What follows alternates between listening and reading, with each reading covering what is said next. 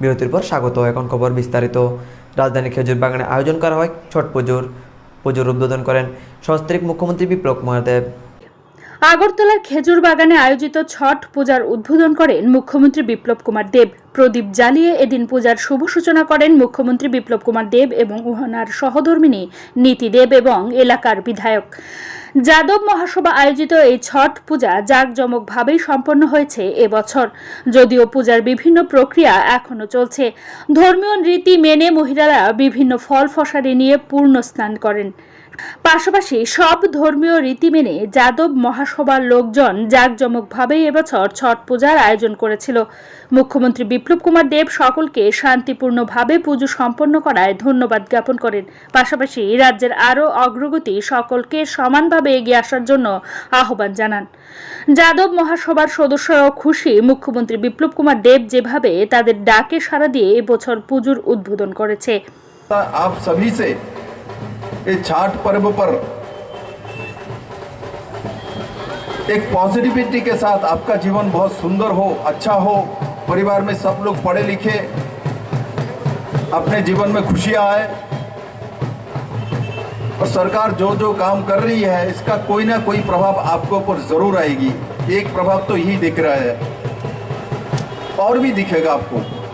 3.5 साल की सरकार है, इसमें 1.5 साल तो कोविड में आपको भी पता है दूध बेच नहीं पा रहे थे और मेरे पास संदेश आता था दूध कहाँ बेचे, क्या करो, दूध पीने वाला नहीं है, मुफ्त में ले ले, गाय को खाना नहीं दे पा रहा हूँ, दुकान बंद है। ये सब कुछ मैं जानता हूँ, आप लोगों को लगता है जो आपको पता नहीं होगा, मेरे को सब पता है। घास कहाँ से आता है, इनको चारा कहाँ से आती है और कितने लीटर दूध देने के बाद कितना चारा उसको देना पड़ता है, उसका खर्चा कितना है, कौन सी मिठाई की दुकान में बेचते हो, कौन कौन कहाँ ज़्यादा बेचता है, सब हिसाब लेके मैं बैठता हूँ। इसमें फैट कितना है, पानी कितना है, प्रोटीन कितना है, ये आपसे ज़्यादा हिसाब में करता हूँ। कल भी हिसाब किया, ग्वाला बस्ती में कितना दूध आती है, किस किस का दूध कैसा है, मैं नाम बता दूंगा गड़बड़ हो जाएगा, तो इसलिए नाम नहीं बताऊंगा। किंतु एमएलए साहब हिसाब रखता है कि मुझे पता नहीं, मैं तो एक एक लोग का हिसाब रखता हूँ कि ये मेरा काम है। घर के कर्ता को हिसाब नहीं आता है तो उसको घर चलाना नहीं आएगा, इसलिए हिसाब तो रखना है।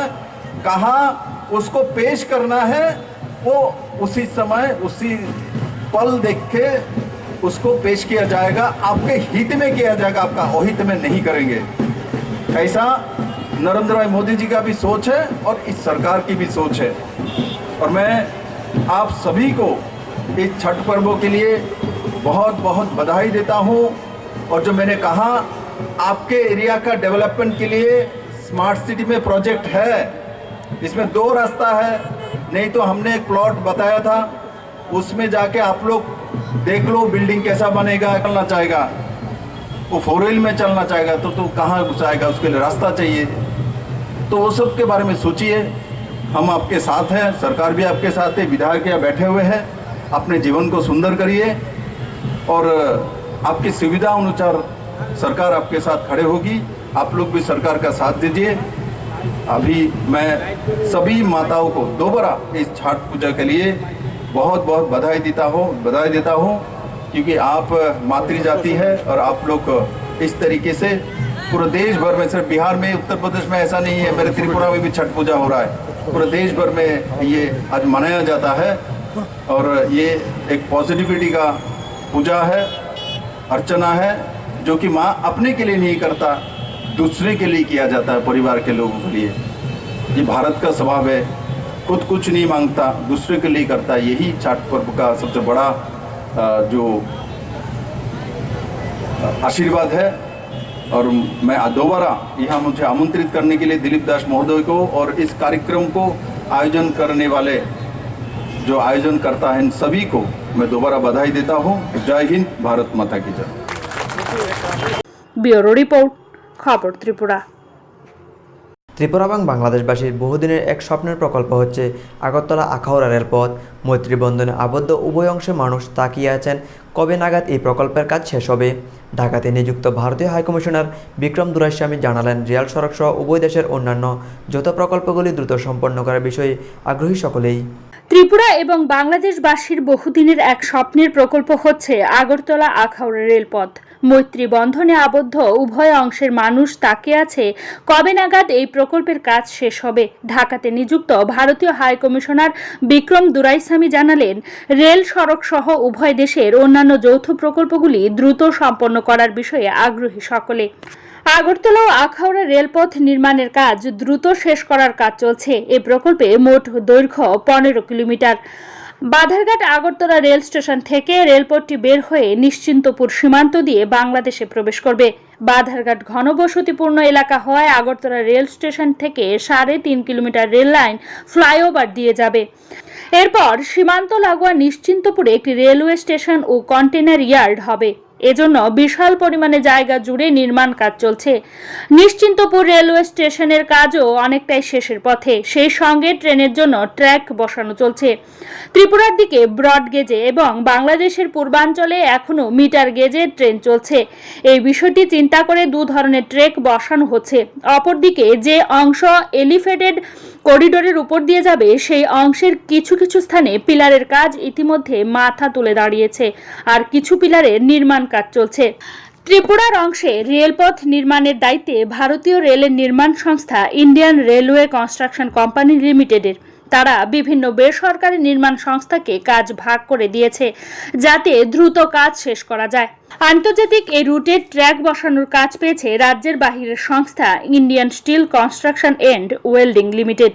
দ্রুত গতিতে এগিয়ে চলছে আগরতলা ও আখাউড়া রেলপথের নির্মাণ কাজ। এই প্রকল্পের ভারতীয় অংশের খরচ অর্থ দিচ্ছে রেল মন্ত্রণালয় এবং বাংলাদেশের অর্থ দিচ্ছে ভারতের বিদেশ মন্ত্রক। বর্তমানে ত্রিপুরা থেকে আসাম রাজ্য হয়ে কলকাতা যেতে 1600 কিলোমিটারের বেশি পথ পাড়ি দিতে হয়। আগরতলা থেকে কলকাতা ভায়া ঢাকা রেলপথ চালু হলে দূরত্ব হবে 600 কিলোমিটারের কিছু বেশি।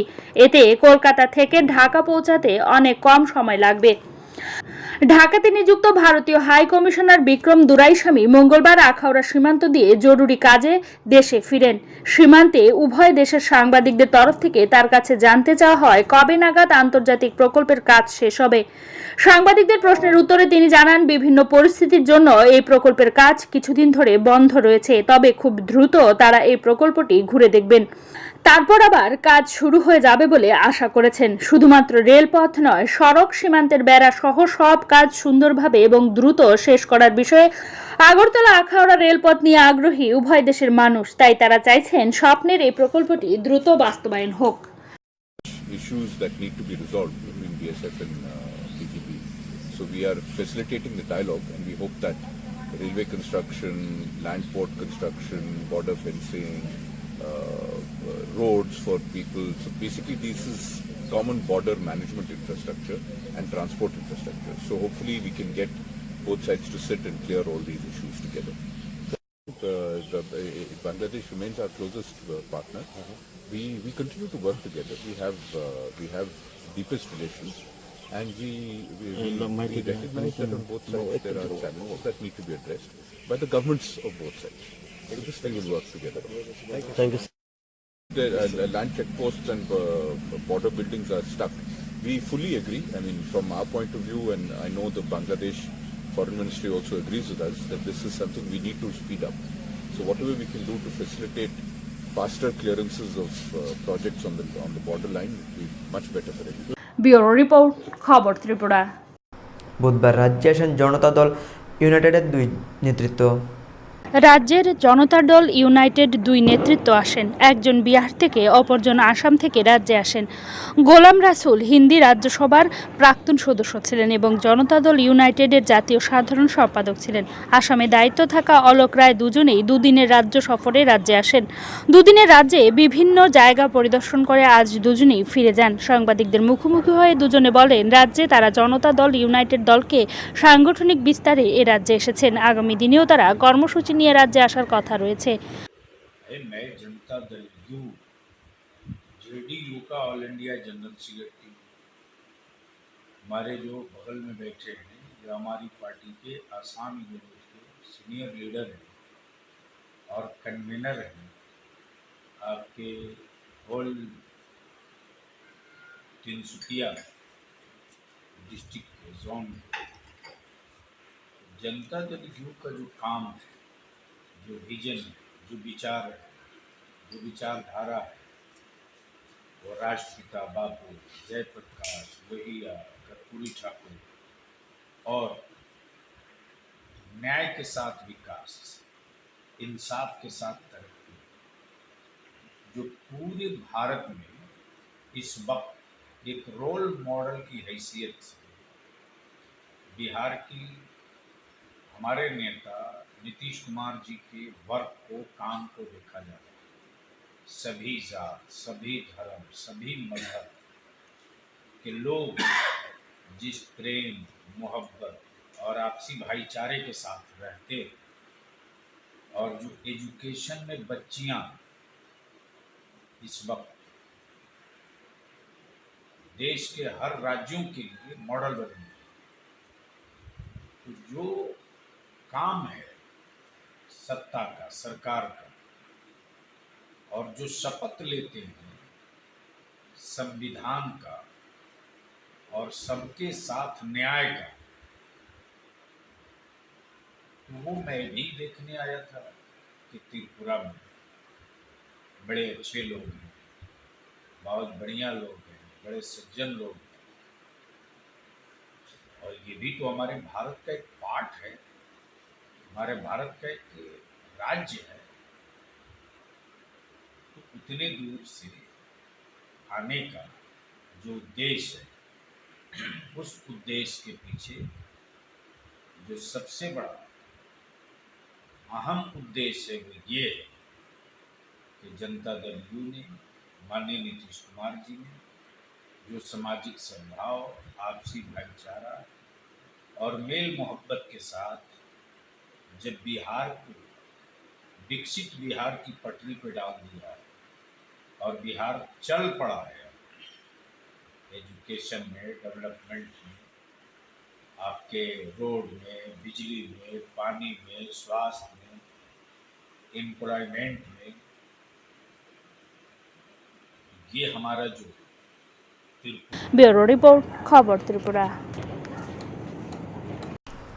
হারানো চাকরি ফিরে পাওয়ার দাবিতে উচ্চশিক্ষা অধিকর্তার নিকট ডেপুটেশন দিল 10,323 শিক্ষক শিক্ষিকারা। হারানো চাকরি ফিরে পাওয়ার দাবিতে আবারও মাঠে নামল জয়েন্ট মুভমেন্ট কমিটি 10,323। বুধবার তাদের বিভিন্ন দাবি দেওয়া নিয়ে উচ্চশিক্ষা অধিকর্তার কাছে ডেপুটেশন দিল 10,323 শিক্ষক শিক্ষিকারা। এদিন রাজধানীতে একটি র্যালি করে তারা উচ্চশিক্ষা অধিকর্তার অফিসে যায়। এরপর সেখান থেকে এক প্রতিনিধি দল গিয়ে উচ্চশিক্ষা অধিকর্তার সঙ্গে ডেপুটেশনে মিলিত হয়। তারা জানান তাদেরকে কেন টার্মিনেট করা হয়েছে, তাদের জব কার্ড কেন আটকে রাখা হয়েছে, যে কারণে তারা কোনো জায়গায় ইন্টারভিউ দিতে পারছে না। তাদেরকে যদি অতি শীঘ্রই চাকরিতে পুনর্বহাল না করা হয় তাহলে তারা বৃহত্তর আন্দোলনে নামার হুঁশিয়ারি দিয়েছে।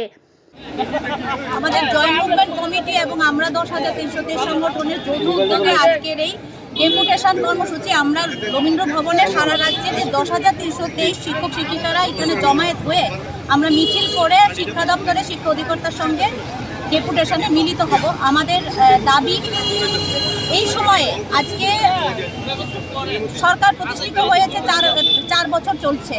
এই 4 বছরে সরকার বারবার কিন্তু আমাদেরকে কথা দিয়েছিল যে আমাদের স্থায়ী ব্যবস্থা করবে, সরকার প্রধান কথা দিয়েছিল, কিন্তু আমাদের কোনো সুরাহা হয়নি। সরকার প্রধান কথা দিয়েছিল যে আমাদের যারা চাকরি থাকাকালীন সময়ে লোন নিয়েছিল সেই লোনের কিন্তু এখনো ব্যবস্থা করেনি। সরকারের প্রধান বলেছিলেন যে ব্যাংক অধিকর্তার সঙ্গে, কর্মকর্তার সঙ্গে কথা বলে এটা আমাদের সুরাহা করে দেবেন, যতক্ষণ স্থায়ী ব্যবস্থা না হচ্ছে চাকরি ততক্ষণ। কিন্তু সুরাহা তো হয়নি। আজকে আমাদের চাকরিচ্যুতি 20 মাস চলছে। আমরা যেই 10,323 পরিবারগুলো একদম অন্ধকারে আছে, খাবার জুটছে না, রোজগার নেই, বাচ্চাদের পড়াশোনা তো লাটে উঠেছে, এর মধ্যে ম্যাক্সিমাম শিক্ষক শিক্ষিকা টেনশনে, হতাশায় অসুস্থ হয়ে পড়ছেন, চিকিৎসা করানোর পয়সা নেই। ফলে সরকার একটা বধির বলবো, মানে মুখ বধির সরকার বলবো। তারা প্রতিশ্রুতি দিয়ে ক্ষমতা এসছে, ক্ষমতা আসার পর আমরা বারবার মিলিত হয়েছি সরকার প্রধান আধিকারিকের কাছে, শিক্ষা আধিকারিকের কাছে, কিন্তু তারা বারবার কিন্তু আমাদেরকে বলেছিলেন যে আমাদের একটা স্থায়ী ব্যবস্থা করবেন, এবং এখন পর্যন্ত ওনারা ওনাদের প্রতিশ্রুতি রক্ষা করেননি। আর মাত্র 13 মাস বিধানসভা ইলেকশন, সেই ক্ষেত্রে সরকারের এখনও কোনো হেলদোল নেই, একদম চুপ করে অনড় ওনারা বসে আছেন। আমাদের শিক্ষকরা হতাশায় নিমজ্জিত হয়ে মানে অন্ধকারে মানে অর্থাভাবে মানসিকভাবে বিপর্যস্ত, কেউ আত্মহত্যা করেছেন, কেউ হার্ট অ্যাটাকে মারা গেছেন, কেউ অসুস্থ হয়ে মারা গেছেন। ফল কি হয়েছে? আমাদের 112 জন এখন পর্যন্ত মারা গেছেন। এই শিক্ষক পরিবারগুলোর দায়িত্ব কে নেবে? সরকারের এবং প্রতিশ্রুতি খেলাপ এবং আমাদের যেই স্থায়ী ব্যবস্থা করার কথা ছিল এখন পর্যন্ত করেননি, সেই কারণে কিন্তু এটার ফল কিন্তু 112 জন শিক্ষক শিক্ষিকাদের আমরা হারিয়েছি এবং এই 112টা পরিবার অনাথ হয়ে গেছে। আমাদের দাবি যে সরকার অতি সত্বর এই 112 জন মৃত শিক্ষক পরিবারের ব্যবস্থা করবে, তারা এই পরিবারগুলোর দায়িত্ব নেবেন এবং আমরা যারা জীবিত আছি, যারা 10,300 শিক্ষকরা এখন অন্ধকারে আছি, অনাহারে অর্থাভাবে আমরা দিনগুলো কাটাচ্ছি, প্রতিদিন অনিশ্চয়তার মধ্যে কাটাচ্ছি। আমাদের ভবিষ্যৎ, আমরা চাকরি করেছি 10 বছর 7 বছর, আমাদের ভবিষ্যৎ অন্ধকারে চলে গেছে। আমাদের শিক্ষকরা তাদের বাচ্চাদের নিয়ে, মা বাবা নিয়ে, পরিবার পরিজনদের নিয়ে একদম মানে হতাশায় এবং সংকটের মধ্যে আছেন। ফলে রাজ্য সরকার আমাদেরকে প্রতিশ্রুতি দিয়েছেন, রাজ্য সরকার প্রধান আমাদেরকে বলেছেন 2-1 মাসের মধ্যে চাকরির ব্যবস্থা করবেন, লোনের বিষয়টা দেখবেন, এখন পর্যন্ত কোনো সুরাহা করেননি। সেই জন্য আমরা আবারও 13 মাস আগে ইলেকশনের বাকি ওনারা প্রতিশ্রুতি দিয়ে প্রতিশ্রুতি থেকে পাল্টে গেছেন। আমরা বলছি যে সরকার প্রধান, আপনি রাজ্যের অভিভাবক, 40 লক্ষ জনগণের অভিভাবক, 40 লক্ষর মধ্যে আমরা 10,000 যারা আছি শিক্ষকরা, চাকরিচ্যুত শিক্ষকরা আমাদেরও অভিভাবক। আপনাদের কাছে এখনো বলবো যে সময় আছে, আপনারা এখনো আমাদের স্থায়ী চাকরির ব্যবস্থা করুন। আপনার যে প্রতিশ্রুতি দিয়েছিলেন নিজের মুখ দিয়ে, রাজ্যের একজন সরকার প্রধান মুখ্যমন্ত্রী মহাশয়, আপনি আপনার প্রতিশ্রুতি পালন করুন, আমাদের স্থায়ী চাকরির ব্যবস্থা করুন এবং 112 জন শিক্ষক যে এখন পর্যন্ত প্রয়াত হয়েছেন তাদের পরিবারের ডাইন হার্নেসে একটি করে চাকরি দিন। এইগুলো হচ্ছে মূলত আমাদের দুটো দাবি। আরেকটা দাবি হচ্ছে আমাদের শিক্ষকদের উপর প্রচণ্ড লাঞ্ছনা করা হচ্ছে ব্যাংক কর্তৃপক্ষের পক্ষ থেকে। তারা বাড়িতে গিয়ে হুজ্জুতি করছে। চাকরি থাকাকালীন সময়ে আমাদের শিক্ষকরা স্যালারি সার্টিফিকেট দেখিয়ে লোন নিয়েছিল। সরকার প্রধান বলেছিলেন যে আমাদের লোনের ব্যবস্থা করবেন, কথা বলবেন যতক্ষণ স্থায়ী ব্যবস্থা না হবে। কিন্তু এবং আমরা কথা বলেছি, ডেপুটেশন দিয়েছি হেড অফিস ব্যাংক চেয়ারম্যান সাহেব, ওনাদের সঙ্গে কথা বলেছি। ওনারা বলেছেন যে আমাদের যে গ্যারান্টার তাদের কোনো রকম হয়রানি করা হবে না এবং ব্যাংক অ্যাকাউন্টগুলো সিজ করা হবে না বা মানে এটাকে স্টে করে রাখা হবে না, সিল করে রাখা হবে না। সেক্ষেত্রে এগুলো করা হচ্ছে। গত পরশুদিনও আমরা বর্দোয়ালি আমাদের একজন স্যার, ওনার গ্যারান্টারদের টাকা আটকে রাখা হচ্ছে, বেতন আটকে রাখা হয়েছে। আমাদের পক্ষ থেকে যাওয়া হয়েছে বর্দোয়ালি ব্যাংকে, কথা বলেছেন। সেক্ষেত্রে আমরা বলবো সরকার প্রধান, আপনি সরকারের প্রধান, আপনি রাজ্যের অভিভাবক, আপনার এখনো সময় আছে 13 মাস, আর মাত্র ইলেকশন। বারবার প্রতিশ্রুতি দিয়ে পাল্টে খাওয়া, আবার চাকরি, আবার সরকারি আমরা চাকরি দেবো, প্রতিশ্রুতি আমরা বিশ্বাস করবো না। আপনারা অতি সত্বর আমাদের স্থায়ী চাকরির ব্যবস্থা করুন। 1-2 মাসের মধ্যে আপনারা ব্যবস্থা করুন, আমাদের মৃত পরিবারগুলোর ব্যবস্থা করুন। এই দাবিগুলো মূলত নিয়ে আমরা আজকে শিক্ষা আধিকারিকের কাছে, শিক্ষা অধিকর্তার কাছে আমরা এই প্রশ্নে যাবো। এবং আমরা ব্যুরো রিপোর্ট, খবর ত্রিপুরা। আগামী 15 নভেম্বর থেকে বাংলাদেশি নাগরিকদের ট্যুরিস্ট ভিসা দেওয়া হবে, এমনটা জানান ঢাকাতে নিযুক্ত ভারতীয় হাইকমিশনার বিক্রম দোরাইস্বামী। আগামী 15 নভেম্বর থেকে সীমিত পরিসরে বাংলাদেশের নাগরিকদেরকে ভারতে আসার জন্য ট্যুরিস্ট ভিসা দেওয়া হবে, একথা জানিয়েছেন ঢাকাতে নিযুক্ত ভারতীয় হাইকমিশনার বিক্রম দোরাইস্বামী। মঙ্গলবার সকালে আখাউড়া সীমান্তে দাঁড়িয়ে একথা জানিয়েছেন। সেদিন আখাউড়া চেকপোস্ট হয়ে ঢাকা থেকে দেশে ফিরেছেন তিনি। এ সময় ট্যুরিস্ট ভিসা প্রদানের বিষয়টি জানিয়েছেন তিনি। আরও বলেন, করোনা পরিস্থিতির মধ্যেও ট্যুরিস্ট ভিসা চালু করছি আমরা, যাতে ভ্রমণ শুরু হয়। প্রথমে সীমিত সময়ের ভিসা দেওয়া হবে, সিঙ্গেল এন্ট্রি ভিসা দেওয়া হবে বাংলাদেশের নাগরিকদের। এই ভিসা নিয়ে ভারতে থাকতে পারবে 30 দিন, কারণ এখনও সব জায়গায় কিছু কিছু কোভিডের ভয় রয়েছে। পরিস্থিতির উন্নতি হলে স্থল ও রেলপথেও ভিসা দেওয়া হবে। আখাউড়া আগরতলা রেলপথ পরিদর্শনে আগামী সপ্তাহে একটি টিম আসছে। এই কাজটি দ্রুত শেষ করার বিষয়ে সরকারের লক্ষ্যমাত্রা রয়েছে বলে জানিয়েছেন তিনি। 15 नवंबर से ताकि ये कोविड के काल में भी ट्रैवल शुरू हो जाए। फिलहाल के लिए शॉर्ट टर्म वीज़ा ही होगा 30 days stay तक सिंगल single entry. ये रोड यार Air से only for air to start with. अभी रोड में ये नहीं मिलेगा क्योंकि अभी तक भी थोड़ा कोविड का डर है ना सारी जगह में, तो अभी के लिए the idea is we restart slowly and hopefully soon if things work well we'll be able to restart by road and by rail, but we want friends to be able to travel more easily again, so that's why 15 system so we can apply right away.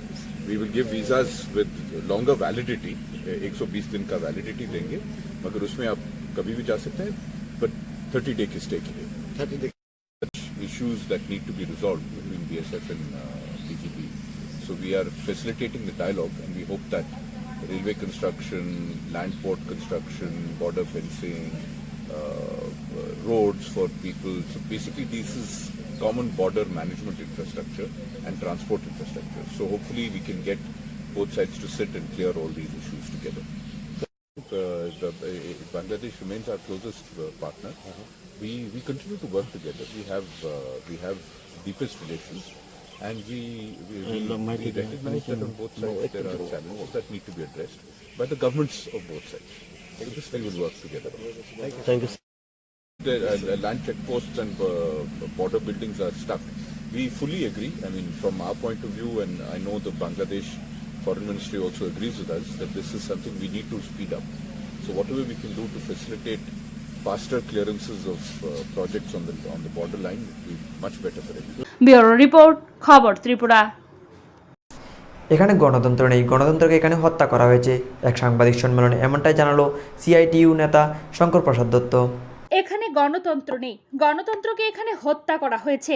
একটা স্বৈরাচারী শাসন আমাদের রাজ্যে চলছে। বামফ্রন্ট দলকে কোনোভাবে প্রতিহত করা যাচ্ছে না দেখে বিজেপি দল ভীত হয়ে গেছে বলে বুধবার আয়োজিত এক সাংবাদিক সম্মেলনে এমনটাই জানালেন সিটু নেতৃত্ব শঙ্কর প্রসাদ দত্ত। তিনি জানান, নির্বাচনে প্রতিদ্বন্দ্বিতা না করার জন্য পরিবারের লোকজনকেও নানাভাবে হুমকি দেওয়া হচ্ছে। এদিন সাংবাদিক সম্মেলনে সিটুর অন্যান্য নেতৃত্বরাও উপস্থিত ছিল। সাংবাদিক সম্মেলনে সিটু নেতা শঙ্কর প্রসাদ দত্ত আরও জানান, বামপন্থী কমিউনিস্টদের বিজেপি সবচেয়ে বড় শক্তিশালী শত্রু মনে করে, তবে বিজেপিকে যদি কেউ রুখতে পারে তাহলে তারা হবে বামপন্থীরা। এটা তৃণমূলের তারা বলতে পারবেন, মানুষ দেখছেন, মানুষ জানেন, বিজেপিও জানে। এবং আপনারা দেখেছেন যে যখন 3রা মার্চ এখানে নির্বাচনে ফলাফল ঘোষণা হলো, তখন দিল্লিতে আমাদের দেশের প্রধানমন্ত্রী নরেন্দ্র মোদীকে ঘোষণা সেখানে বলা হয়েছিল, আরো কিছু রাজ্যের নির্বাচন সেখানে হয়েছিল। ওই নির্বাচন নিয়ে মোদী যতটা না সেখানে আনন্দ প্রকাশ করেছেন, তার চেয়ে অনেক বেশি আনন্দ প্রকাশ করেছিলেন ত্রিপুরাকে নিয়ে। তো মানুষ বলেছিলেন যে ত্রিপুরা দিল্লির কাছে বা ভারতবর্ষ অন্য রাজ্যের কাছে ত্রিপুরা একটা ছোট রাজ্য, যে ত্রিপুরায় একটা ছোট রাজ্যের জয় নিয়ে আপনারা এত উৎফুল্ল কেন? তারা বলেছিলেন এখানে একটা বামপন্থী আদর্শের বিরুদ্ধে, মতাদর্শের বিরুদ্ধে আমরা সেখানে আমাদের মতাদর্শের জয় দেখতে পেয়েছি। এটাই হচ্ছে আমাদের আনন্দের কারণ। তারা কমিউনিস্টদের, বামপন্থীদের তারা মনে করে তাদের কাছে সবচেয়ে বড় শত্রু। তার জন্য এখানে আক্রমণটা মূলত বামপন্থীদের বিরুদ্ধে, কমিউনিস্টদের বিরুদ্ধে। অন্যদের সাথে তাদের সেরকম কখনো কখনো দহরম মহরম থাকে, কখনো কখনো সেখানে একসাথে মিলেমিশে তারা চলার চেষ্টা করেন। তাহলে আক্রমণ তারা মনে করেন যে বিজেপিকে যদি কেউ রুখতে পারে, বিজেপিকে যদি প্রতিহত করতে পারে, এটা হচ্ছে বামপন্থীরা। আর তার জন্যে আক্রমণটা বামপন্থীদের উপরই মূলত আসছে। এই ছোটখাটো লোক দেখানোর জন্য কিছু কিছু আক্রমণ দেখা যাচ্ছে তৃণমূল, আমরা সেটাও সমালোচনা করি, আমরা সেটারও নিন্দা জানাই। ব্যুরো রিপোর্ট, খবর ত্রিপুরা। এবার নির্বাচনে প্রচার করতে গিয়ে বাধাদানের শিকার হলো এমসির 14 নম্বর ওয়ার্ডের তৃণমূল কংগ্রেসের মহিলা প্রার্থী পৌশালী দত্ত। বুধবার তিনি রঞ্জিতনগর এলাকায় বাড়ি বাড়ি প্রচারে বের হন। কয়েকটি বাড়ির প্রচারের পর কয়েকজন দুর্বৃত্তরা এসে ওই প্রার্থীকে নির্বাচনী প্রচার বন্ধ করতে বলে, কিন্তু ওই প্রার্থী তাদের কোনো কথা না শুনে প্রচারের কাজে এগিয়ে গেলে রঞ্জিতনগর এলাকার স্কুলের সামনে আসতেই কয়েকশো বাইক বাহিনী এসে তাকে ঘেরাও করে ফেলে। এমনকি প্রার্থী পৌশালী দত্তের সঙ্গে থাকা দলের এক নেতাকে শারীরিক আঘাত করে বলে অভিযোগ। এ নিয়ে মামলা হয় রামনগর ফাঁড়িতে। তো আমি 14 নম্বর ওয়ার্ড থেকে অল ইন্ডিয়া তৃণমূল কংগ্রেসের প্রার্থী হিসেবে দাঁড়িয়েছি। আজকে যখন রঞ্জিতনগর আমার ওয়ার্ডের এরিয়া, তো ওই এরিয়াতে যখন প্রচার করতে যাই তখন কয়েকটা বাড়ি প্রচার করার পরে একজন দুজন করে বাইকের ছেলেরা এসে নানা করতে শুরু করেছে। করার পর আমি তবুও চালিয়ে যাই প্রচার। রঞ্জিতনগর স্কুলের সামনে সামনে আমাদের একজনকে ডেকে ওরা হুমকি দেয় যে তোমরা প্রচার বন্ধ করে দাও। তারপর উনি বললেন প্রচার গণতন্ত্রের রাজ্য, প্রচার করবো না কেন, প্রার্থী নিয়ে প্রচার করবো। তো এই কথা বলার পরে ওরা আমাকে ধরে ধরে অনেক কিছু ঘেরাও করে, সবাই ঘরে মধ্যে ঘেরাও করে আমাকে বলতে থাকে যে আপনি এখানে প্রচার বন্ধ করুন, চলে যান, আর নয়তো আমরা দেখে নেব। তারপরে আমি বলছি কেন, আমি প্রোটেস্ট করি ওদের যে এখানে আমি প্রার্থী হিসেবে দাঁড়িয়েছি, আমার প্রচার তো করতেই হবে, আমি কেন প্রচার করবো। তখন দেখা গেলো রঞ্জিতনগর মাঠে 100 জনের উপর বাইক বাহিনী এসে সারা মাঠ ঘেরাও করে। তারপর আমরা যারা ছিলাম আমরা অগত্যা ফিরে আসতে বাধ্য হয়েছি। থানায় কি মামলা করে? অ্যাকচুয়ালি থানায় মামলা করতে এসেছি, কারণ আমার সঙ্গে যিনি ছিলেন সজল কুমার দত্ত, ওনার গায়ে হাত দেওয়া হয়েছে, ওনাকে মারা হয়েছে, ওনাকে খুবই ভালো, এবং ইভেন ওনাকে বাড়িতে হুমকি দেওয়া হচ্ছে উনি যেন বাড়িতে না থাকতে পারেন, ওনাকে বাড়িতে আসলে মেরে ফেলবে। ওই জন্য আমি সুস্থ বিচারের জন্য থানাতে এসেছি। কত নম্বর ওয়ার্ড থেকে দাঁড়িয়ে? আমি 14 নম্বর ওয়ার্ড থেকে দাঁড়িয়েছি। আমি একটা কমপ্লেনও করেছি, দেখি কতটুকু জাজ হয়। ব্যুরো রিপোর্ট, খবর ত্রিপুরা। এবার নির্বাচনে প্রচার করতে গিয়ে বাধাদানের শিকার হলো এমসির 14 নম্বর ওয়ার্ডের তৃণমূল কংগ্রেসের মহিলা প্রার্থী পৌশালী দত্ত। বুধবার তিনি রঞ্জিতনগর এলাকায় বাড়ি বাড়ি প্রচারে বের হন। কয়েকটি বাড়ির প্রচারের পর কয়েকজন দুর্বৃত্তরা এসে ওই প্রার্থীকে নির্বাচনী প্রচার বন্ধ করতে বলে, কিন্তু ওই প্রার্থী তাদের কোনো কথা না শুনে প্রচারের কাজে এগিয়ে গেলে রঞ্জিতনগর এলাকার স্কুলের সামনে আসতেই কয়েকশো বাইক বাহিনী এসে তাকে ঘেরাও করে ফেলে। এমনকি প্রার্থী পৌশালী দত্তের সঙ্গে থাকা দলের এক নেতাকে শারীরিক আঘাত করে বলে অভিযোগ। এ নিয়ে মামলা হয় রামনগর ফাঁড়িতে। তো আমি 14 নম্বর ওয়ার্ড থেকে অল ইন্ডিয়া তৃণমূল কংগ্রেসের প্রার্থী হিসেবে দাঁড়িয়েছি। আজকে যখন রঞ্জিতনগর আমার ওয়ার্ডের এরিয়া, ওই এরিয়াতে যখন প্রচার করতে যাই তখন কয়েকটা বাড়ি প্রচার করার পরে একজন দুজন করে বাইকের ছেলেরা এসে নানা করতে শুরু করেছে। করার পর আমি তবুও চালিয়ে যাই প্রচার। রঞ্জিতনগর স্কুলের সামনে সামনে আমাদের একজনকে ডেকে ওরা হুমকি দেয় যে তোমরা প্রচার বন্ধ করে দাও। তারপর উনি বললেন প্রচার গণতন্ত্রের রাজ্য, প্রচার করবো না কেন, প্রার্থী নিয়ে প্রচার করবো। তো এই কথা বলার পরে ওরা আমাকে ধরে ধরে অনেক কিছু ঘেরাও করে, সবাই ঘরের মধ্যে ঘেরাও করে আমাকে বলতে থাকে যে আপনি এখানে প্রচার বন্ধ করুন, চলে যান, আর নয়তো আমরা দেখে নেব। তারপরে আমি বলছি কেন, আমি প্রোটেস্ট করি ওদের যে এখানে আমি প্রার্থী হিসেবে দাঁড়িয়েছি, আমার প্রচার তো করতেই হবে, আমি কেন প্রচার করবো। তখন দেখা গেলো রঞ্জিতনগর মাঠে 100 জনের উপর বাইক বাহিনী এসে সারা মাঠ ঘেরাও করে। তারপর আমরা যারা ছিলাম আমরা অগত্যা ফিরে আসতে বাধ্য হয়েছি। থানায় কি মামলা করে? অ্যাকচুয়ালি থানায় মামলা করতে এসেছি, কারণ আমার সঙ্গে যিনি ছিলেন সজল কুমার দত্ত, ওনার গায়ে হাত দেওয়া হয়েছে, ওনাকে মারা হয়েছে, ওনাকে খুবই ভালো, এবং ইভেন ওনাকে বাড়িতে হুমকি দেওয়া হচ্ছে উনি যেন বাড়িতে না থাকতে পারেন, ওনাকে বাড়িতে আসলে মেরে ফেলবে। ওই জন্য আমি সুস্থ বিচারের জন্য থানাতে এসেছি। কত নম্বর ওয়ার্ড থেকে দাঁড়িয়ে? আমি 14 নম্বর ওয়ার্ড থেকে দাঁড়িয়েছি। আমি একটা কমপ্লেনও করেছি, দেখি কতটুকু জাজ হয়। ব্যুরো রিপোর্ট, খবর ত্রিপুরা।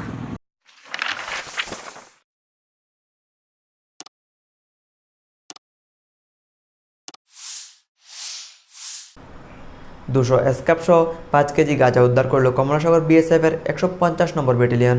কমলাসাগর বিএসএফ এর 150 নম্বর ব্যাটালিয়ন গতকাল রাতে 15 এবং 16 গেটের মাঝে আটক করে N200 স্কোপ ও 5 কেজি গাঁজা পরে সীমান্ত বাহিনীর জওয়ানরা মধুপুর থানায় হস্তান্তর করে। আজ সকাল 11টায় মধুপুর থানার সেকেন্ড অফিসার শুভ্রজিৎ দেবের হাতে তুলে দেয় পাচার সামগ্রীগুলি। জানা যায় সীমান্ত বাহিনীর জওয়ানদের ফাঁকি দিয়ে দীর্ঘদিন ধরে সীমান্তের একটি চক্র প্রত্যেক দিন পাচার বাণিজ্যের সাথে জড়িত রয়েছে। বিউপি কমলাসাগর একটু আগে আইসি তারা গাঁজা স্কোপ হ্যান্ড ওভার করছে আমাদের। তো গাঁজা স্কোপ আছে এখানে 200 200 নোস 200 নোস গাঁজা আছে 4.5 কেজি। অ্যাকচুয়ালি গতকালকে রাত্রেবেলা তারা বর্ডারের মধ্যে তারা এটা সিজ করছে, আজকে আমরা পুলিশে হ্যান্ড ওভার করছি। এটা কত নম্বর গেট কমলা সকাল? গেট নাম্বার তো এখানে ডিপি নাম্বার হলো 2043 ডিপি নাম্বার। এটাকে এখন মধুপুর থানায় হ্যান্ড ওভার করছে না? হ্যাঁ, হ্যান্ড ওভার করছে। তো এখন আমরা কোর্টে এটা রিপোর্টটা দেওয়া হলো। ব্যুরো রিপোর্ট, খবর ত্রিপুরা। ভয়াবহ যান দুর্ঘটনায় প্রাণে রক্ষা পেল 4 যাত্রী। ঘটনা বিশালগড় থানাধীন চৈলাম পুরানবাড়ি ব্রিজ সংলগ্ন জাতীয় সড়কের পাশে। ভয়াবহ যান দুর্ঘটনায় অল্পেতে প্রাণে রক্ষা পেল 4 জন যাত্রী, গুরুতর আহত গাড়ির চালক। ঘটনা বিশালগড় থানাধীন চৈলাম পুরানবাড়ি ব্রিজ সংলগ্ন জাতীয় সড়কের পাশে। আহতরা হলো শুভারানী শীল, সুচন্দা রায়, রিধিমা রায় ও গাড়ির চালক মোবারক হোসেন। আহত যাত্রী শুভারানী শীল জানায়, TR07C0411 নম্বরের একটি মারুতি ইকো গাড়ি সোনামুড়া উমরাই থেকে আগরতলা যাওয়ার পথে চরিলাম পুরানবাড়ি এলাকায় এসে সামনের আরেকটি গাড়িকে ওভারটেক করতে গিয়ে নিয়ন্ত্রণ হারিয়ে গাড়িটি উল্টে রাস্তার পাশে খাদে পড়ে যায়। অল্পেতে প্রাণে রক্ষা পেয়েছে গাড়িতে থাকা 4 জন যাত্রী। পরে স্থানীয়দের কাছ থেকে খবর পেয়ে বিশালগড় অগ্নি নির্বাপক দপ্তরের কর্মীরা তাদের উদ্ধার করে বিশালগড় মহকুমা হাসপাতালে নিয়ে যায়। জানা গেছে গাড়ির চালক মোবারক হোসেন মারাত্মকভাবে আহত হয়েছে। আমার মেয়ে কই থেকে আইতেছেন আমরা? আমরা থেকে আগরতলা ডাক্তার জায়গা দিয়ে আসলাম। আপনার নাম কি দা? আমার নাম শুভারানী শীল, আমার মেয়ের নাম সুচন্দা, নাতনির নাম রিধিমা রায়। আহত হয়েছেন না? হয়েছে না? একটা এক্সিডেন্ট। আমি বাড়িতে আসলাম ভাত খাওয়ার সময়, তো দেখি একটা শব্দ, বিকট শব্দ হয়েছে, ব্রেকের আওয়াজ। তো আমরা দৌড়ে আইলাম, দেখলাম গাড়িটা পাল্টে গিয়ে ফিরে গেছে। এই 4 জন লোক আসলো, বাচ্চা একটা, 1জন মহিলা, ড্রাইভারটা ইঞ্জিন বেশি হয়েছে, মুখে ব্যথা পাইছে। ফায়ার সার্ভিস কল করা হয়েছে, বিশ্রামগঞ্জ হয়েছে, বিশালগড় হয়েছে। তারা লইয়া গেছে? দুটা গাড়ি নিয়ে গেছে। এটা কোন জায়গা? এটা চলিলাম পুরানবাড়ি। আপনি এই এলাকারই? আমি মারা গেছে না তো? না, কেউ মারা গেছে না, ড্রাইভারটা একটু বুকে ব্যথা বেশি। উল্লেখ্য, গত 7ই নভেম্বর পুরানবাড়িস্থিত মনু ফকিরের দরগার সামনে পথ দুর্ঘটনায় মৃত্যু হয়েছিল দীপস্মিত দাস নামে এক কলেজ পড়ুয়ার। বুধবার ফের পুরানবাড়ি এলাকায় যান দুর্ঘটনা সংঘটিত হওয়ায় প্রশ্ন উঠেছে বিশালগড় ট্রাফিক ইউনিটের ভূমিকা নিয়ে। জাতীয় সড়কের চরিলাম এলাকা, সিপাহীজলা অভয়ারণ্য এলাকা সহ বাইপাস এলাকায় নিত্যদিন ঘটে চলেছে ছোট বড় একাধিক যান দুর্ঘটনা। যান দুর্ঘটনা নিয়ন্ত্রণে বিশালগড় ট্রাফিক ইউনিটের ভূমিকা হতাশাজনক বলে অভিযোগ অভিজ্ঞ মহলের। ব্যুরো রিপোর্ট, খবর ত্রিপুরা। আসন্ন সোনামুড়া নগর পঞ্চায়েত নির্বাচনকে সামনে রেখে 2 নং আসনের বিজেপি প্রার্থী বাড়ি বাড়ি প্রচারে বের হন। আসন্ন সোনামুড়া নগর নির্বাচনকে সামনে রেখে সোনামুড়া নগর পঞ্চায়েতের 2 নং আসনের ভারতীয় জনতা পার্টির প্রার্থী তাপস দাসের সমর্থনে সিপাহীজলা জেলা যুব মোর্চার উদ্যোগে জনসম্পর্ক অভিযান। প্রার্থী তাপস দাসকে সঙ্গে নিয়ে যুব মোর্চার কর্মীরা সকলের বাড়ি বাড়ি গিয়ে নির্বাচনে তাপস দাসকে জয়ী করার জন্য সকলের কাছে অনুরোধ জানান। এদিন এই জনসম্পর্ক অভিযানে প্রার্থী তাপস দাস ছাড়াও উপস্থিত ছিলেন ভারতীয় জনতা পার্টির সিপাহীজলা জেলার দক্ষিণাংশের সাধারণ সম্পাদক প্রসেনজিৎ ঘোষ, জেলা যুব মোর্চার সভাপতি সুপাঙ্কর সরকার সহ অন্যান্যরা। ভারতীয় জনতা পার্টির প্রার্থী তাপস দাস জানান, তিনি জয়ের ব্যাপারে 100% নিশ্চিত। জয়ী হলে এলাকার উন্নয়নের স্বার্থেই তিনি বিভিন্ন কাজ করে যাবেন। ভালোই সারা পাইছি এবং সবাই আমাকে আশ্বাস দিছে 25 তারিখে ভারতীয় জনতা পার্টি বুতাম টিপে ভোট দিবে এবং আমাকে নগর পঞ্চায়েতের কমিশনার হিসেবে নিযুক্ত করবে। ঘর বাড়ি বা ল্যাট্রিন বাথরুম যা কিছু আছে ছোটো ছোটো কাজ যাতে আমি করতে পারি, রাস্তাঘাট, জলের পানীয় জলের ব্যবস্থা, যে জল ড্রেনের ব্যবস্থা, ঘর ব্যবস্থা, রেশন কার্ডের, রাস্তাঘাট, সব কিছু কাজ সবসময় তাদের সঙ্গে থাকবো এবং তাদের কাজগুলি সলভ করার চেষ্টা করব। ভারতীয় জনতা পার্টির যুব মোর্চার দক্ষিণ সভাপতি সুপাঙ্কর সরকার জানান, আসন্ন নগর পঞ্চায়েত এবং পুর পরিষদ নির্বাচনে সোনামুড়া এবং মেলাঘরের সবকটি আসনে জয়ী হবে ভারতীয় জনতা পার্টির প্রার্থীরা।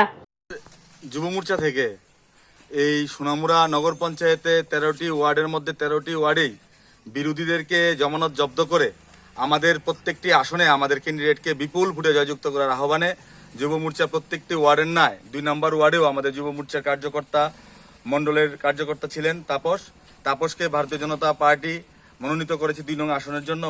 ওনার জয় নিশ্চিত করার লক্ষ্যে আমাদের যুব মোর্চার কার্যকর্তা ভাইয়েরা এই ওয়ার্ডে জনসম্পর্ক করেছে, জনসম্পর্ক করে মানুষের সঙ্গে মত বিনিময় করেছে এবং ওনার জয়ের জন্য আমরা 100% আশাবাদী। কারণ এই এলাকায় যারা বিরোধীরা রয়েছে তাদের কাছে কোনো ইস্যু নেই।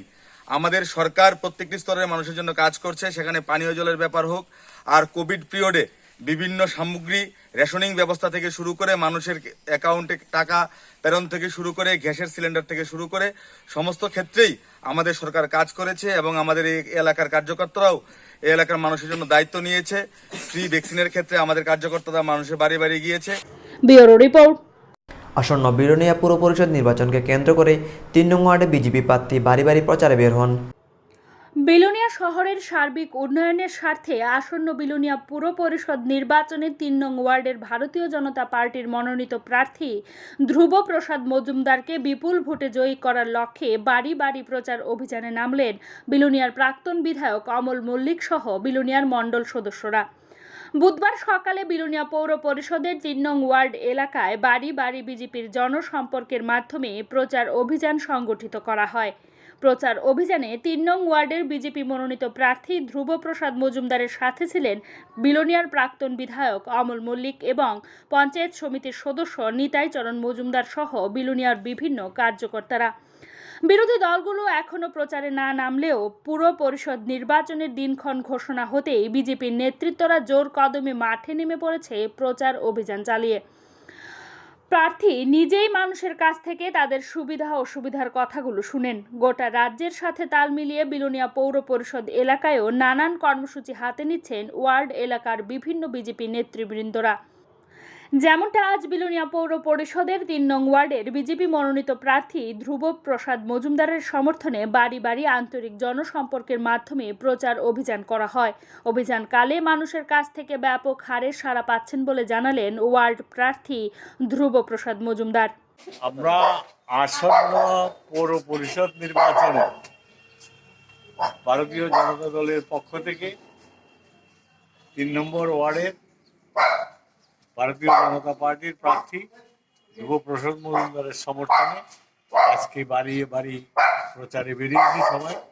আমরা বর্তমান পরিস্থিতি ত্রিপুরা রাজ্যের কথা চিন্তা করে এবং এই ভারতবর্ষের প্রধানমন্ত্রী এবং রাজ্যের মুখ্যমন্ত্রী বিপ্লব কুমার দেবের সুষ্ঠু নেতৃত্বে ত্রিপুরা রাজ্যের শান্তি শৃঙ্খলা এবং উন্নয়নের স্বার্থে এবং যেভাবে হচ্ছে সেইভাবে আরও এটা সুন্দর থাকার জন্য রাজনৈতিক দলাদলি হানাহানি হিংসা এগুলো অনেক জিনিস নেই, এখন চলে গেছে।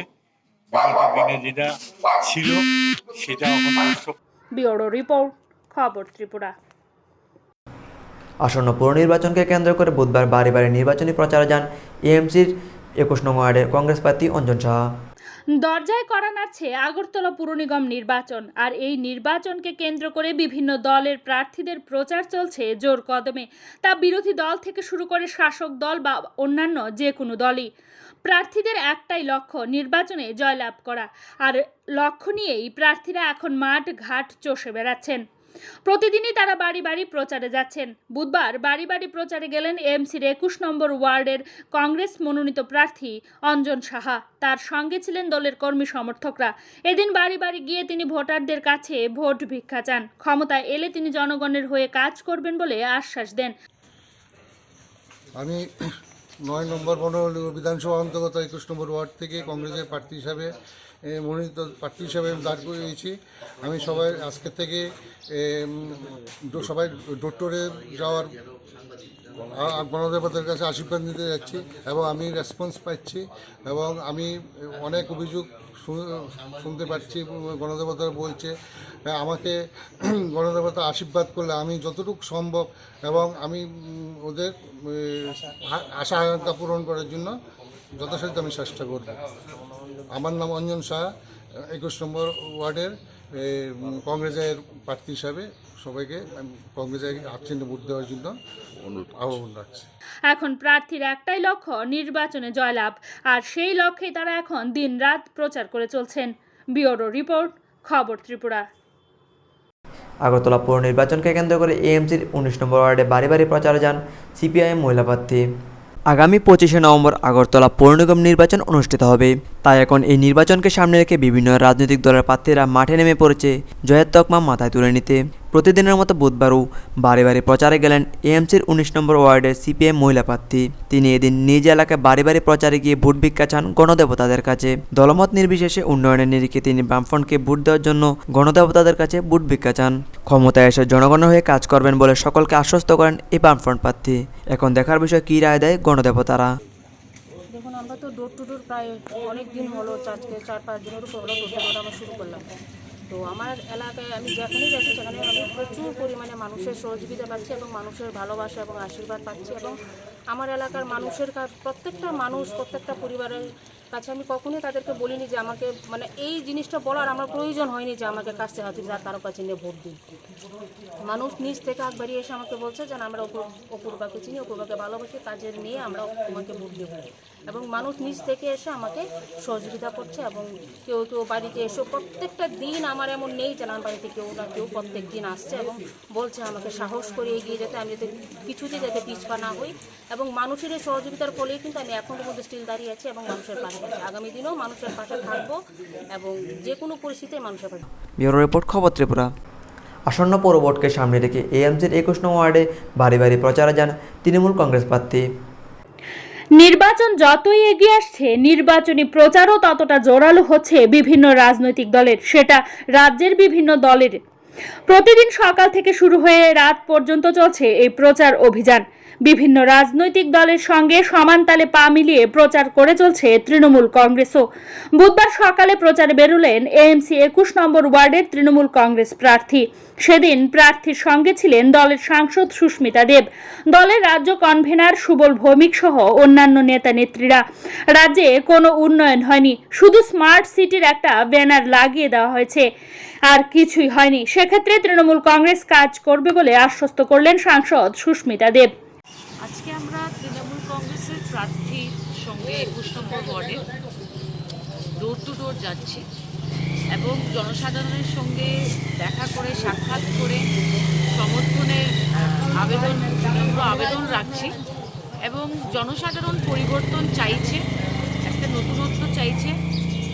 আগরতলা শহরে উন্নয়নমূলক কাজ কিছুই হয়নি, খালি স্মার্ট সিটির বোর্ড দেখা যায়, কিন্তু স্মার্ট সিটির মাধ্যমে সেই শত শত কোটি টাকা কোথায় লাগানো হয়েছে জনসাধারণ জানে না। আমার বিশ্বাস যে আমরা প্রত্যেকটা ওয়ার্ডে জনসাধারণের পাশে গিয়ে পৌঁছাতে পারবো এবং সমর্থন পাবো, সেই আস্থা আমার রয়েছে। আমাদের দায়িত্ব রইল সবখানে গিয়ে পৌঁছানো, সেটা আমরা রোজ সকালে 7:30 থেকে 10টা পর্যন্ত আপনাদের ক্ষমতা আসার পরে কি কাজ করব সেটা আমরা জনসাধারণকে জিজ্ঞেস করে ম্যানিফেস্টো বানিয়েছি। আইপ্যাকের টিম গ্রাউন্ড সার্ভে করেছে এবং বেশিরভাগ মানুষ বলছে রাস্তাঘাট নিয়ে, মানুষ বলছে মেয়রের সঙ্গে সরাসরি দেখা করা যেত না যখন বাব্যস্তর ছিল। জনসাধারণ বলছে যে এছাড়া দেখতে গেলে লাইট, অনেক রাস্তাঘাট আছে যেখানে সঠিকভাবে লাইটিং হয় না, একটা সিকিউরিটির প্রবলেম আছে এবং প্রত্যেকটা জায়গায় সিসিটিভি লাগানো আর ড্রেনেজ সিস্টেম, জল নিষ্কাশন নিয়ে অনেক সমস্যা রয়েছে ওয়ার্ডে ওয়ার্ডে। আমরা সেগুলোর সমাধান করার চেষ্টা করব। ব্যুরো রিপোর্ট, খবর ত্রিপুরা। পুত্র সন্তান এবং স্বামীকে ফেলে নিরুদ্দেশ স্ত্রী, ঘটনা উদয়পুর পূর্ব গোকুলপুর এলাকায়। ঘটনার বিবরণে জানা যায়, গত 30 অক্টোবর সকালে উদয়পুর রাধাকৃষ্ণপুর থানাধীন পূর্ব গোকুলপুর এলাকার বাসিন্দা পার্থ সূত্রধর স্ত্রী ঘরে একটি চিঠি লিখে রেখে বাড়ি থেকে চলে যায়। আর এই ঘটনার স্বামী পার্থ সূত্রধর রাধাকৃষ্ণপুর মহিলা থানায় একটি মিসিং ডায়েরি করেন। এদিকে স্ত্রী চলে যাওয়ার ফলে মানসিকভাবে ভেঙে পড়েন স্বামী পার্থ সূত্রধর সহ 8 বছরের পুত্র সন্তান। এই ব্যাপারে পার্থ সূত্রধর সাংবাদিকদের মুখোমুখি হয়ে জানান, ওনাদের 16 বছরের সাংসারিক জীবন সুখেই চলছিল, কিন্তু কেন ওনার স্ত্রী এভাবে স্বামী সহ সন্তানকে ফেলে রেখে চলে গেল তা তিনি বুঝে উঠতে পারছেন না। তবে ওনার স্ত্রী প্রতিনিয়ত মোবাইলে কোনো এক ব্যক্তির সাথে কথা বলতো বলে এদিন জানান তিনি। মোবাইলের সূত্র ধরে কেউ সাথে এই পালিয়ে যাওয়ার ঘটনা কিনা সন্দেহ করছে সকলেই। মহিলার বাপের বাড়ি আগরতলা সূর্যমীনগর বলে জানা যায়। এদিকে এই ঘটনার চাঞ্চল্য ছড়িয়ে পড়ে গোটা এলাকায়। আমি কোনো আমার স্ত্রীর খবর পাইতেছি না। আর আমার কাছে কইয়ে গেছে যে আমার বউ কইয়ে গেছিলো যে আমার বাবার চোখের অপারেশন, আমি বাবার চোখের অপারেশন করাইয়া আমি বিকেলবেলায় ফিরে আয়া পড়ুন, কিন্তু আজ অবধি কোনো উদ্দেশ্য পাইতেছি না। আমি আজকে কতদিন ধরে খুব হতাশ আছি। আমার একজন ছেলে আছে, ছেলেটা ইংলিশ মিডিয়াম স্কুলে পড়ে ক্লাস 2-তে। ছেলেটা কইতেছে পারে যে আমাকে মাইনা দো। আমি এখন কী করব? আমার পরিবারটা পুরাটা অধপথে নেমে গেছে। আমি খুব চিন্তায় আছি। আমি একটা কাজ করি, তাছাড়া আমার একটা দোকানও আছে। এখন আমি কী করব? আমি সমস্ত সবাইকে আমি অনুরোধ করব এবং পুলিশ ডিপার্টমেন্টের কাছে আমি অনুরোধ করব যাতে আমার ওয়াইফকে খুঁজেই না যায়। আমি খুব চিন্তিত আছি। আমি রাত্রেবেলা ঘুমাইতে পারি না। হ্যাঁ, আমি কোনো কিছু না, আমার সাংসারিক লাইফে এরকম কোনো, আমার পরিবারে এরকম কিছু ঘটনা হয়েছে না। যদিও হয়ে থাকে টুকিটাকি, এরকম সব সংসারে হয়, হ্যাঁ, অল্প স্বল্প। কিন্তু আজকে সে একটু মেজাজি মানুষ আসলো, হ্যাঁ, খুবই একটু চড়া মেজাজি মানুষ আসলো। তাকে কী কমো আপনাকে, এটা আমি বুঝতেই পারতাছি না। ব্যুরো রিপোর্ট, খবর ত্রিপুরা। জঙ্গল থেকে উদ্ধার একটি বাইক, ঘটনা বিশালগড় জাতীয় সড়কের পাশে। জাতীয় সড়কের পাশে একটি বাইক উদ্ধারকে কেন্দ্র করে চাঞ্চল্য। জানা যায় বুধবার সকালে বিশালগড় 2 নং গেট এলাকায় জাতীয় সড়কের পাশে একটি জঙ্গল থেকে TR 01N7955 নম্বরের একটি বাইক পড়ে থাকতে দেখে স্থানীয়রা। পরবর্তী সময় স্থানীয়রা খবর পাঠায় বিশালগড় থানায়। তারপর তৎক্ষণাৎ বিশালগড় থানার পুলিশ এসে জঙ্গল থেকে বাইকটি উদ্ধার করে থানায় নিয়ে যায়। এদিকে এই বাইকটি উদ্ধারের পর থেকে সাধারণ মানুষের মনে বিভিন্ন প্রশ্ন জাগছে। প্রশ্ন উঠেছে, কোথা থেকে এলো এই বাইকটি, নাকি এর পেছনে বড় রহস্য রয়েছে। অন্যদিকে অনেকের মতে ধারণা এই বাইকটি চুরির বাইকও হতে পারে। কি হয়েছে বলতে, কিছুক্ষণ আগে আমার কাছে একটা খবর আছে, কোনো এক ব্যবসায়ী রাস্তা যাইতে আসলো, তিনি জঙ্গলে মোড় একটা বাইক দিয়ে লক্ষ্য করছে। লক্ষ্য করার পর উনি আমাদেরকে ফোন করছে। আমরা পাড়া প্রতিবেশী আইছি, আসার পর আমরাও বাইকটাকে দেখছি। দেখার পর আমরা তৎক্ষণিক আমাদের পার্শ্ববর্তী যে PS বিশালগড় পুলিশে ফোন করছি, ওনারা আজকে আইসে বাইকটা উদ্ধার করলো। আর কি মনে হয় বাইকটা দেখে এমন এই রাস্তাতে তো এমন কেউ চলাচল করে না, নিশ্চয়ই কেউ চুরি করছে, চুরি করে এই বাইকটা এখানে রেখে গেছে, আমার মনে হয় প্রাথমিক আশঙ্কা। বাইকটা কি বাইক ছিল? বাইকটা সুপার স্প্লেন্ডার। পুলিশ আইছে? পুলিশ আছে। এখন বাইকটা কোথায়? বাইকটাই তো জঙ্গলে আছে, এখন স্যারে বার করতে আছে আর কি। দেখি এখন পুলিশে নিব নাকি? পুলিশ নিয়ে যাবে। কোন জায়গা এটা? এটা হরিশনগর চা বাগান। তবে এক কথায় বুধবার বিশালগড় 2 নং গেট সংলগ্ন জাতীয় সড়কের পাশে এই বাইকটি উদ্ধারকে ঘিরে সাধারণ মানুষের মনে নানান প্রশ্ন জাগছে। ব্যুরো রিপোর্ট, খবর ত্রিপুরা। বুধবার রাজধানী উমাকান্ত ময়দানে শুরু হয় সি ডিভিশন ফুটবল লিগ। এই লিগের সূচনা করেন ক্রীড়ামন্ত্রী সুশান্ত চৌধুরী। করোনা মহামারীর কারণে খেলাধুলা প্রায় 2 বছর বন্ধ ছিল। বহু প্রতীক্ষার পর বুধবার থেকে শুরু হয়েছে সি ডিভিশন ফুটবল লিগ। এদিন রাজধানীর উমাকান্ত ময়দানে এই টুর্নামেন্টের সূচনা হয়। টুর্নামেন্টের সূচনা করেন মন্ত্রী সুশান্ত চৌধুরী। রাজ্য ক্রীড়া দফতর ও ত্রিপুরা ফুটবল অ্যাসোসিয়েশনের উদ্যোগে অনুষ্ঠিত হয় এই টুর্নামেন্ট। উপস্থিত ছিলেন ত্রিপুরা ফুটবল অ্যাসোসিয়েশনের সভাপতি রতন সাহা ও সভাপতি প্রণব সরকার সহ আরও অনেকে।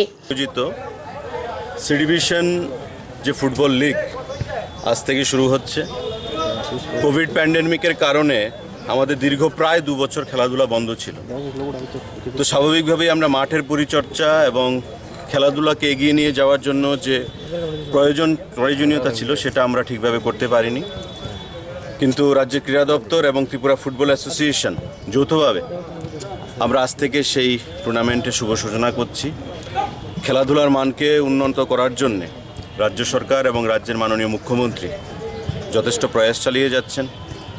এবং আপনারা জানেন যে খেলো ইন্ডিয়া নামে যে প্রকল্প ভারত সরকার থেকে ঘোষণা করা হয়েছে, এবং সেই প্রকল্পের আওতায় ত্রিপুরা রাজ্য বিভিন্ন খেলাধুলাকে আমরা সামনের দিকে এগিয়ে নিয়ে যাওয়ার জন্য চেষ্টা চালাচ্ছি। এবং TFAও, যদিও এটা একটা ফুটবল সংস্থা, ত্রিপুরা ফুটবল অ্যাসোসিয়েশন, সেটা স্পোর্টস ডিপার্টমেন্টের আন্ডারে নয়, কিন্তু তারপরেও তারা স্পোর্টস ডিপার্টমেন্টের সঙ্গে মিলিতভাবে বিভিন্ন সময় পরামর্শের মাধ্যমে আমরা সেটা করে থাকি। এবং আগামী দিনও আমরা সারা রাজ্যে, যেমন রাখাল শিল্ড, পদ্মজং, আমাদের আলোচনা চলছে ত্রিপুরা ফুটবল লিগ নিয়ে, নর্থ ইস্টের বিভিন্ন স্টেট নিয়ে কীভাবে ফুটবলকে আরও জনপ্রিয় করে তোলা যায়। কারণ আমাদের ত্রিপুরা রাজ্যের বিভিন্ন প্রান্তে প্লেয়ারদের অভাব নেই, ট্যালেন্টের অভাব নেই, আমাদের শুধু তাদেরকে খুঁজে বের করে আনতে হবে।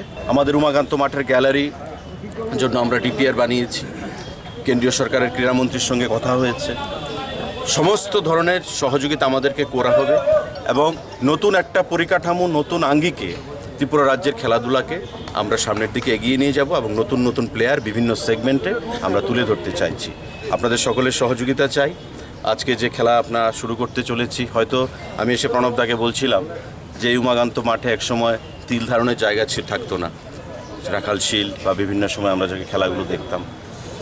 প্রণবদাও বলছিলেন যে আবার হবে, আমাদেরকে সম্মিলিতভাবে সেই পুরনো দিনগুলো ফিরিয়ে আনতে হবে। কোভিড প্যান্ডেমিকের কথা আমরা বলেছি, আমরা অনেক কিছু করার ইচ্ছা ছিল, আমরা করতে পারিনি, কিন্তু এখন থেকে আমরা শুরু করেছি। আগামী দিনে আমরা যাতে আমাদের লক্ষ্যে পৌঁছতে পারি সেদিকে আমরা কাজ করব। আপনাদের সকলের সহযোগিতা চাই। নমস্কার, ধন্যবাদ। ব্যুরো রিপোর্ট, খবর।